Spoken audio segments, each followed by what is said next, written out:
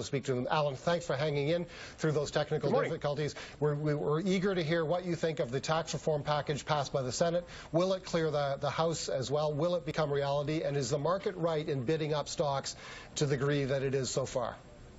Well, this is just the cherry on top of this super surge that we've seen in stocks that's been driven by earnings. Now, this will be an additional catalyst, a bit of a turbo boost, but how long will it last? That's the big question. Listening to your analyst there, I tend to agree there are still some issues at hand, but the Republicans are in charge of everything, and they're going to do what it takes to get this score and get this across the line, regardless of what the policy or what the impact is. They just want it done, and I think the market's ready to move on and focus on other things. Alan, do you think it'll actually result in a significant push from a growth standpoint in the U.S., or is it just going to allow companies and corporations and small businesses to keep more of what they are actually earning? Well, it completely depends on your ideology. Depends on how you look at the economics of it. There are those that believe that it's going to trickle down and everybody's going to benefit. There are also those that believe that it's only going to get more money for the corporations. They're going to pass through to shareholders. So from my perspective, from looking at the stock market, that's what we're focusing on here. It's going to improve the stock market. You got to remember, we're at all-time record profits in stocks, and that's before the tax boost. So the tax boost is only going to help. So from a stock perspective, it's still more up and away. Nothing has changed. The fundamentals still remain solid. Earnings season doesn't start again until January the 12th, and we're looking for 10% earnings growth for the next 3 quarters. So it's off to the races as far as the corporation's performance, and this is only going to benefit that. So what do you tell clients, Alan, that are concerned about the pace of the gains, about the euphoria of the last few months, about the fact that we're up so dramatically through 2017 when there's so much uncertainty in the world? How do you allay people's concerns about that? Because it sounds like you're still quite bullish.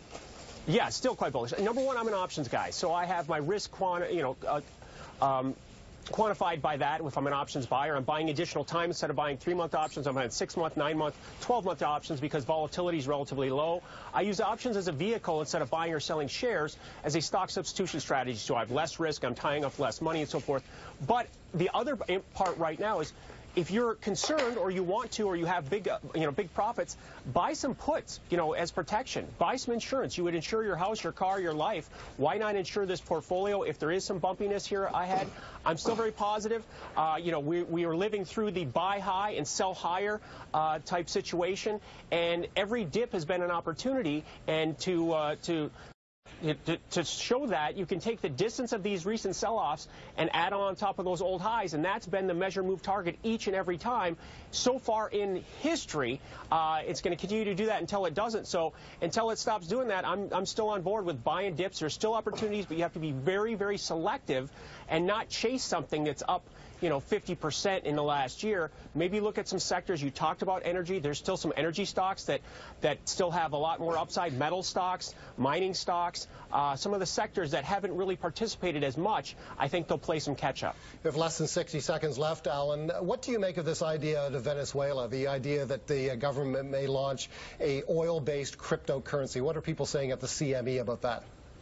Cryptocurrency is starting to talk here because we're going to have a futures contract. That's going to legitimize the Bitcoin. I'll trade anything that has good liquidity, that I can quantify and know what my risk is, can get in smoothly and get out smoothly. It doesn't matter what the product. It's not what you trade, it's how you trade that makes you successful. Alan Nachman, thanks as always. He's Chief Market Strategist at Bullseye Options in Chicago. That's it for us on the street. We thank Carl Berger for being with us all program long. We thank you for watching as well. John Ehrlichman and Business Day AM standing by.